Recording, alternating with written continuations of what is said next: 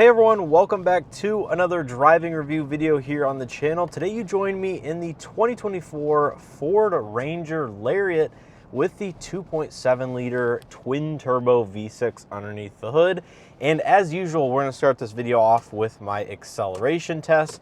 Put the truck into sport mode, wait for a little bit of traffic, and do a full throttle acceleration, which I'm very excited to show you guys.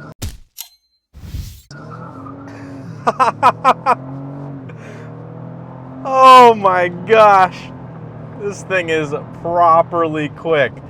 Oh, so in sport mode, this truck certainly gets up and goes, and that's due to that 2.7 liter underneath the hood, which puts out 315 horsepower and 400 pound-feet of torque.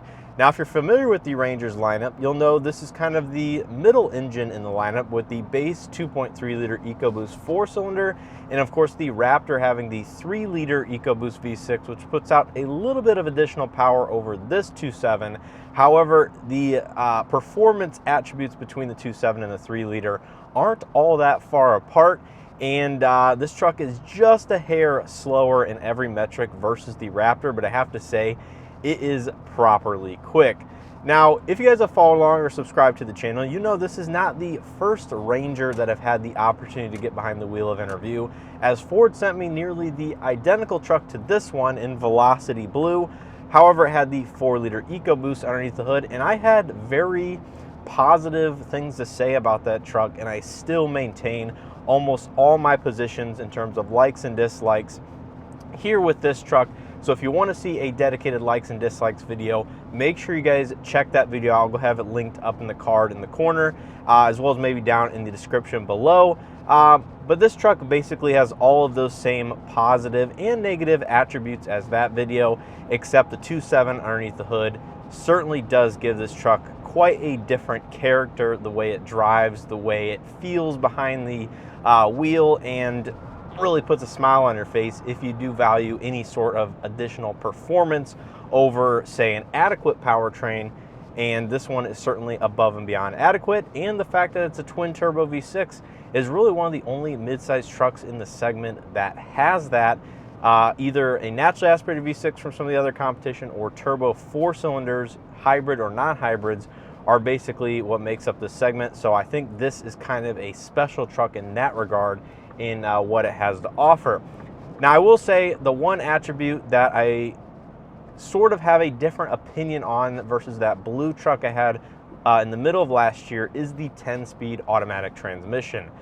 The truck I had formerly with the 4-cylinder performed flawlessly, and I had no issues with the 10-speed whatsoever in my notes.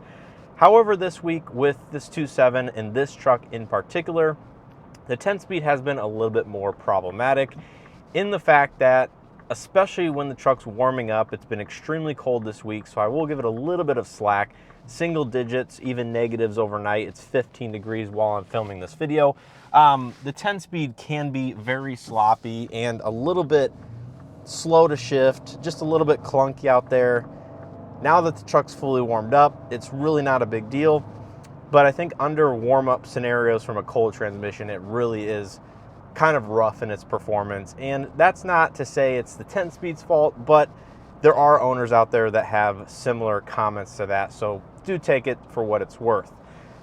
Other than that, I've had a very positive week with this truck, and I really enjoy this vehicle. Now, starting out with my usual visibility comments. Visibility inside the Ranger is excellent, as the hood slopes down fairly gradually, so you really don't even see it, even though I have the seat not all the way down, but a little bit above the lowest seating position. You really don't see any of the hood. The mirrors are absolutely, I would say, more than adequate. Nice large size. You can see out the left and right side with no issues. Looking over your shoulder, you do have a little bit of a blind spot in that C-pillar area where the bed and the cab actually meet, but of course you have standard blind spot detection with this Lariat trim level.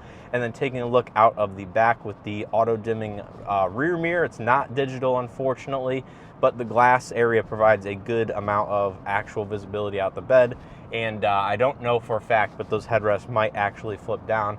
But even with them in their upright position as they are right now, really don't have any issues with that. And I do love the power sliding rear window. which, you know, some midsize trucks don't offer, unfortunately, only manual iterations, where the Ranger, of course, comes with the power sliding as standard here in this Lariat model. But in terms of ride quality, that is really where I think the Ranger stands out versus some of the other midsize trucks, at least the ones that I've had time behind the wheel of.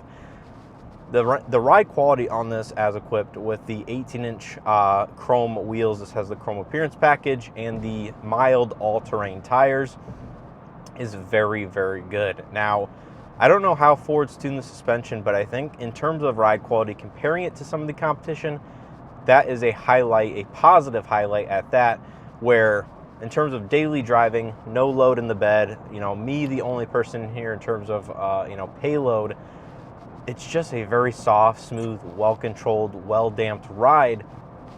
And I would absolutely have no problems whatsoever driving this truck around town on either rough or smooth pavement as a daily driver, say if I were to purchase this as my sole vehicle. Now, we are coming up to my rough section of road that I like to test all my vehicles on. Now, it's been a couple, at least about 2 months since I've been over the section of road, and we've had, you know, some really Arctic cold temperatures, so there might be a little bit of frost heaving that's currently on this asphalt road.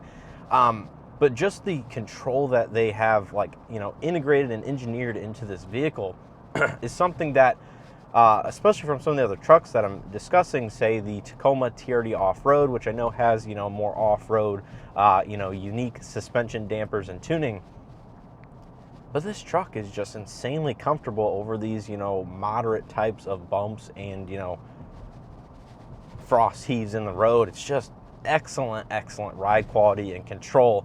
And that also translates into pretty darn good handling, despite that obviously not being a key attribute that Ford focuses on.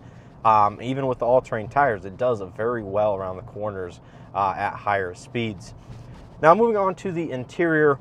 This is also one of the things that I absolutely love about the Ranger, and this might be somewhat to do with this top Lariat model, but I think all of the trim levels of the Ranger do a pretty good job with material usage, the overall design, layout, the buttons, physical controls, things like that. They're just very well laid out and very ergonomic to use. So starting out with materials, you have all of these soft touch materials. You have this leatherette with the whiter accent stitching. You have the light tan or beige interior leather that this one's optional with. You can get a black interior also.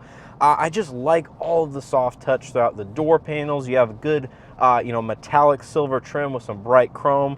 Window switch gears, very good, similar to that of the Ford Explorer I had just a couple months ago. And across the dashboard, those soft touch materials also carry on with this upper section of the top glove box, which of course adds a little bit of additional storage. And then you have some functional plastics and thing at the lower section where your legs or feet might impact. And it's just a very nice appointed interior for this price point.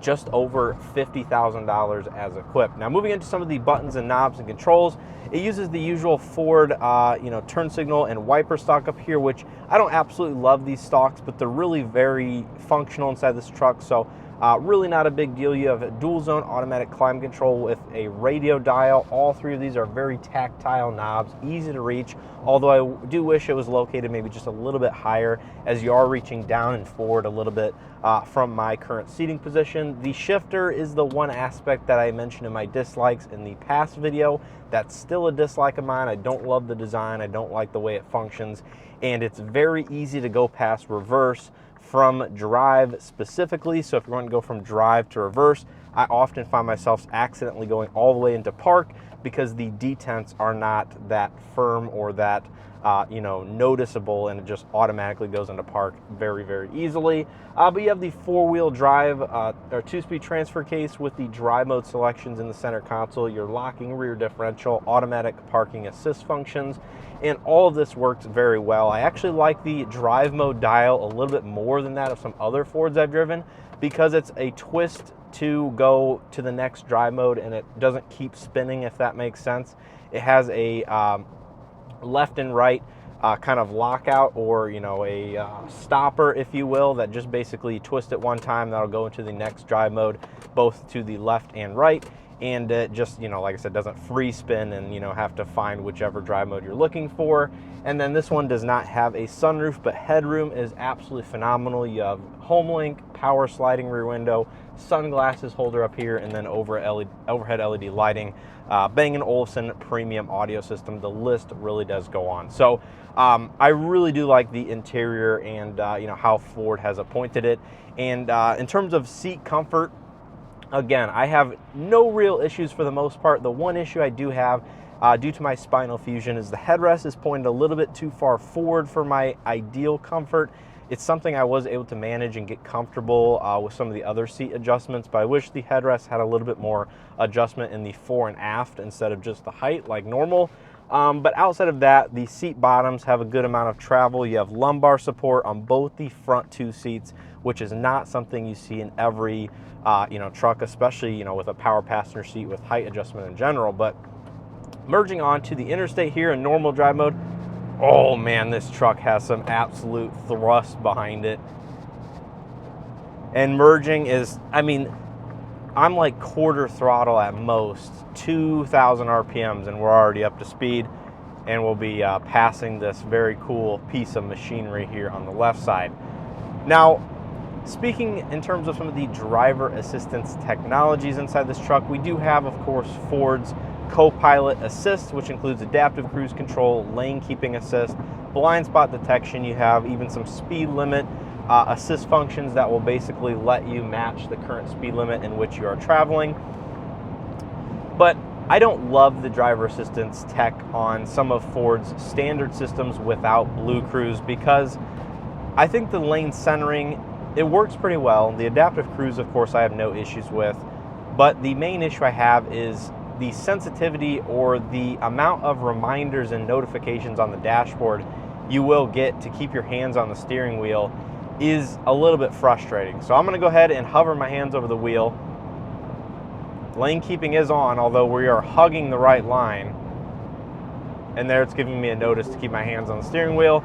And it is a force feedback type, meaning it's not a capacitive touch wheel. So if your hands are on the wheel and it senses you need to put more input or doesn't sense any input, it will still give you that notification on the dashboard, versus other vehicles that have a touch capacitive wheel where you can simply keep your hands on the wheel and that is enough to keep the system happy. But unfortunately, this is a force feedback type. And in terms of wind and audio noises inside the cabin at those speeds, it was quite loud. I'm sure you could pick up, I was raising my voice a little bit to overcome that, but it is a little bit of a windy day, so I'll give it that. But there is a decent amount of road and wind noise that will enter the cabin at these higher interstate speeds, but I would say maybe just slightly above average. Nothing that is unbearable on longer distance road trips. If you need to take this on, say, a 3, 4, 5 hour road trip, or even longer than that, I wouldn't have a problem, and the ride quality is really very good. So I think you put all those attributes together, and although there is a decent amount of wind noise that enters the cabin, the other comfort aspects, including the interior and the ride quality, might make up or help that trip be a little less harsh. And of course, you do have that premium audio system, which you can turn up, and that will easily overcome the amount of wind and road noise that you might hear inside this vehicle.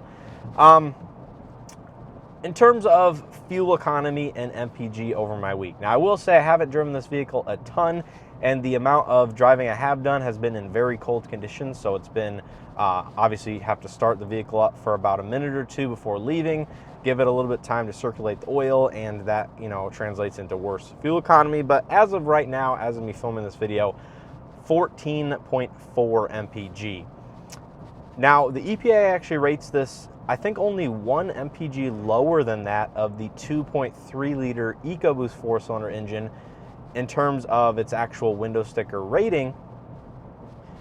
And I noted that the 4-cylinder had poor MPG as well. So I guess if both engines, all things equal, don't really get that much different fuel economy, I would personally opt for the V6, no questions asked, because of its effortless acceleration and obviously the performance in a straight line speed if you need that to pass or do any other maneuvers.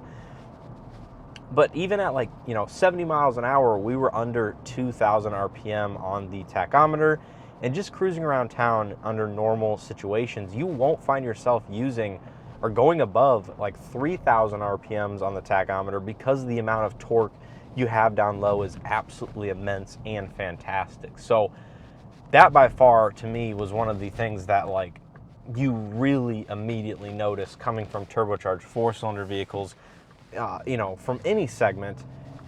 You know, just doing this acceleration here, 2,700 RPMs, 27 RPMs, and then it shifts into the next gear. And you are just moving along effortlessly, and the truck is hardly putting in any extra effort to get you moving. So that to me is really one of the highlights of the 2.7, and why this powertrain feels fairly special in comparison to some of the other midsize trucks, specifically the turbocharged 4-cylinders that you might either get from the Rangers lineup or even from some of the additional competition. So I think that is really most of what I wanted to mention here in today's video with the 2024 Ford Ranger Lariat. Absolutely love the truck. I mean, this made the list for one of my top vehicles of all of 2024 that I received on press loans. If you guys haven't seen my top list of vehicles last year, make sure to check that video out.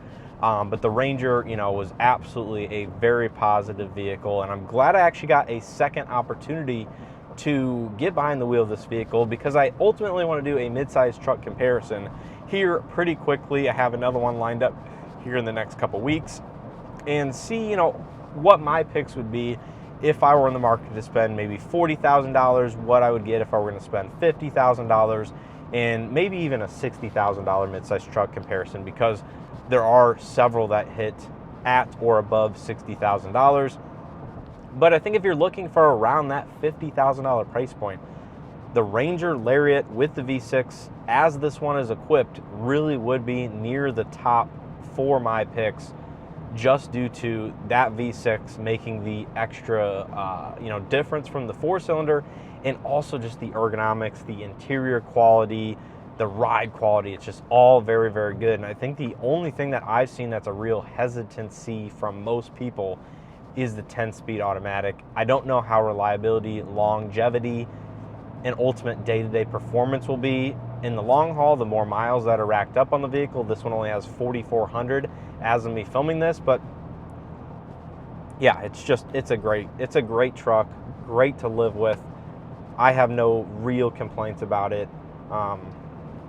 Technology's good. Wireless Android Auto is a little bit slow to connect. It's a little bit laggy at times, but it works.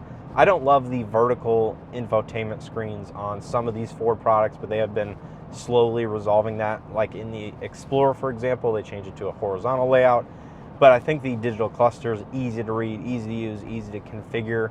I like the amount of user settings that you can change in these settings, so I really like that. Yeah, I would highly recommend checking one out, taking one for a test drive, and you know, giving me your impressions of the Ford Ranger down in the comment section below. So I want to give a huge thanks to Ford for sending this vehicle out for me to test and review over the last week. I appreciate having experience now behind the wheel of the 4-cylinder and the 6-cylinder. I would probably opt for the 6-cylinder as long as the MPG differential isn't all that great, or you don't mind you know, losing a couple MPG potentially, depending on the types of driving you do.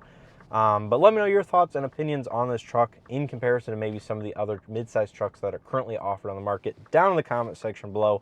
Interested to hear that. But yeah, as always, I appreciate continued support. Make sure you guys check out that likes and dislikes I did on that 4-cylinder. Basically, all of those apply to this one outside of the 10-speed automatic being ultra smooth, because this one ultimately was not ultra smooth. And also, you know, my technology overview where I did the digital cluster and infotainment system in that blue truck. But yeah, I love the Ranger, and make sure you guys stay tuned and subscribe for a future midsize comparison, which I'll give you my top picks and my impressions of, you know, which one I would pick if I were in the market at certain price points. So with all that being said, I appreciate your continued support. Hopefully you guys enjoyed this video. And as always, hope to see you guys in the next one.